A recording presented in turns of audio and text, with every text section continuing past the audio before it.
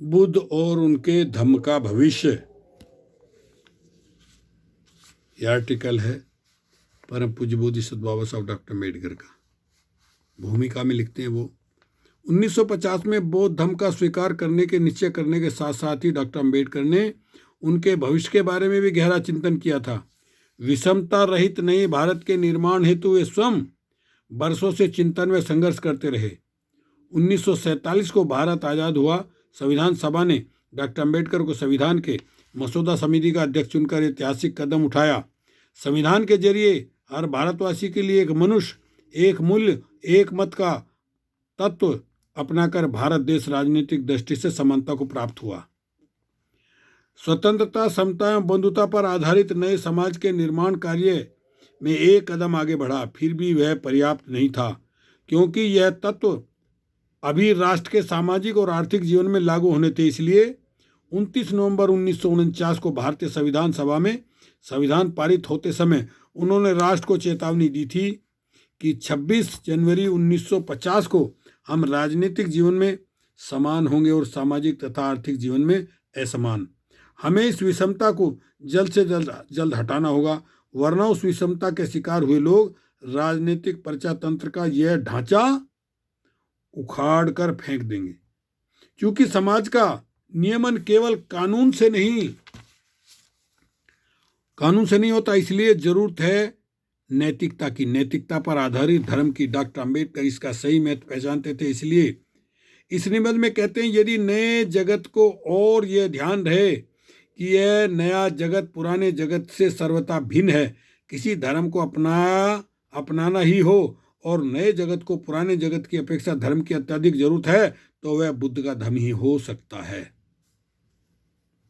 Doctor Ambedkar की मान्यता था कि वर्ण व्यवस्था पर आधारित विषमताग्रस्त समाज को समता में डालने के लिए बौद्ध धर्म के सिवाय कोई चारा नहीं है। लेकिन वह बौद्ध धर्म आधुनिक युग में कैसे लागू होता है और उसके प्रचार और प्रसार के लिए क्या करना चाहिए, इन प्रश्नों पर आधारित उनका चिंतन यहाँ प्रस्तुत है।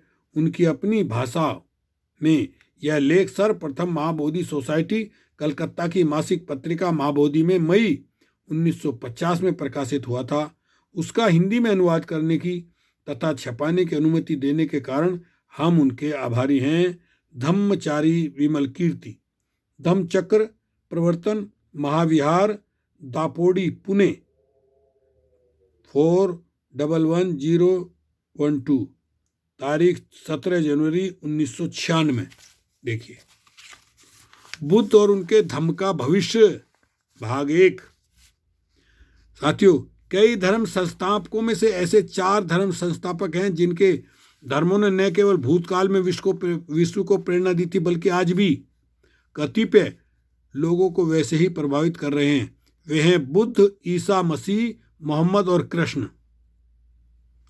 इन चारों के व्यक्तित्व की ओर अपने धर्म के प्रचारार्थ उन्होंने अपनाए हुए दंगों की एक और बुद्ध से और दूसरी ओर बाकी सब के साथ तुलना करने पर ऐसी कुछ भिन्नताओं का रहस्योद्घाटन होता है जो महत्वहीन नहीं है। पहली बात जो बुद्ध को शेष सभी से निराला ठहराती है, वह है उनके व्यक्तिगत महात्मा का त्याग।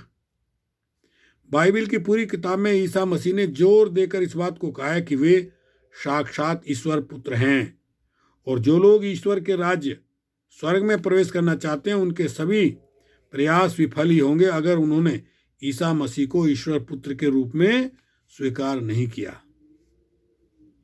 मोहम्मद इससे भी एक कदम आगे बढ़े। ईसा मसीह के समान उन्होंने भी ऐसा दावा किया कि वे धरती पर खुदा के पैगंबर यानी दूत बनकर आए हैं, लेकिन उन्होंने आगे इस बात पर जोर देकर क्या कहा कि वे खुदा के आखिरी पैगंबर हैं। इसी कारण से उन्होंने यह घोषणा की कि मुक्ति चाहने वालों को न केवल उन्हें खुदा का पैगंबर मानना पड़ेगा, बल्कि यह भी स्वीकार करना होगा कि वे आखिरी पैगंबर हैं। कृष्ण तो ईसा मसीह और मोहम्मद से भी और एक कदम आगे बढ़े। केवल ईश्वर पुत्र अथवा खुदा का पैगंबर बनने से संतुष्ट नहीं हुए वो, इससे आगे बढ़े। क्या कहा? स्वीकार नहीं था। खुदा का आखिरी पैगंबर बनने में भी उन्हें कोई तृप्ति नहीं थी। इतना ही नहीं बल्कि अपने आप को ईश्वर कहलाने से भी वे तृप्त नहीं हुए। उन्होंने दावा किया, श्री कृष्ण ने दावा किया कि वे खुद साक्षात परमेश्वर हैं या उनके भक्तगण की मान्यता के अनुसार देवाधिदेव हैं। इस प्रकार अपनी व्यक्तिगत प्रतिष्ठा को बलात् प्रस्थापित करने की अहंकार भरी चेष्टा बुद्ध ने कभी नहीं की। उन्होंने एक मनुष्य के पुत्र होने के नाते जन्म पाया था और एक साधारण पुरुष बने रहने में तथा एक साधारण पुरुष के नाते अपनी धम्म देशना देने में वे संतुष्ट थे। उन्होंने कभी अपनी जन्म अलौकिक होने की या तो अपने पास कोई अलौकिक शक्ति होने की बात नहीं की, ना ही अपनी अलौकिक शक्ति के प्रदर्शन हेतु कोई चमत्कार दिखाए। बुद्ध ने मार्गदाता और मोक्षदाता में स्पष्ट भेद किया। ईसा मसीह, मोहम्मद और कृष्ण ने अपने आप को मोक्षदाता की भूमिका में कायम किया। मात्र बुद्ध मार्गदाता की भूमिका निभाने से संतुष्ट थे। बुद्ध ने कहा, मैं मार्गदाता हूं, मोक्षदाता नहीं। लेकिन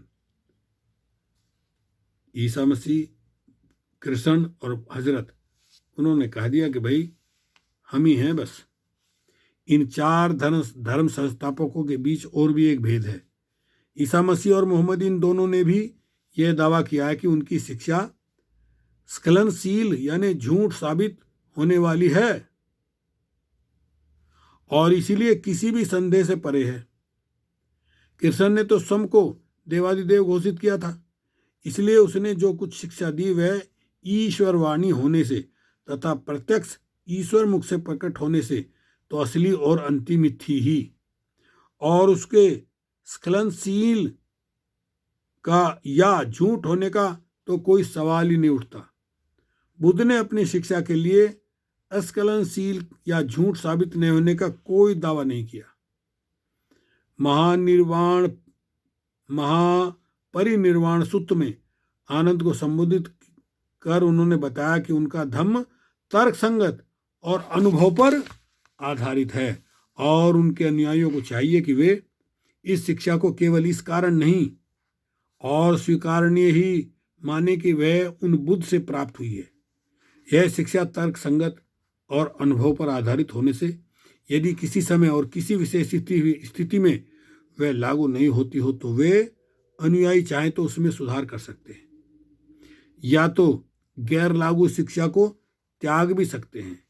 वे चाहते थे कि उनके अनुसार भूतकाल के मुर्दा बोझ न लादे जाएं।